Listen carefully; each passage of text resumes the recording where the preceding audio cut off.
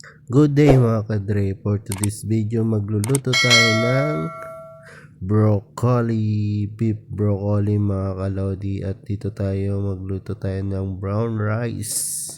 Dahil diet ang aking esmi, ayan broccoli. At napalambot na natin ang beef ng 1 oras. Ayan, naglambot na. Start na tayo maggisa ng sibuyas, bawang at saka luya mga kadre, at maglagay tayo ng butter. Ayan, let's go mga kadre. At hiwain lang natin ang butter at ilagay natin sa ating kawaling mainit. Ayan, ikut-ikutin lang natin mga kadre para maging malasa ang ating gigisahin dyan, at para hindi masunog mga kadre, ayan, tayo lang natin matunaw ang ating butter. Ayan, natunaw na mga kadre, at mag-start na tayo maggisa ng ating bawang, sibuyas at luya.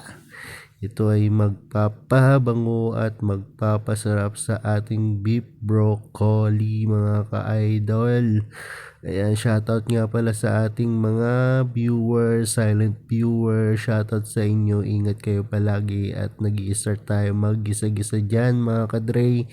At shoutout nga pala sa aking mga pinsan sa Iloilo. Ayan, shoutout sa inyo. At sa lahat ng nakakilala sa atin, shout out sa inyong lahat. Ingat kayo palagi at nag-i-start na tayo sa ating paggigisa, at maya maya ay ilulunod na natin ang beef mga kadre. Meron tayo muna natin mag brown ng ating gigisang mga sangkap dyan, at maghihiwa tayo ng lemon para sa ating dish mga kalods.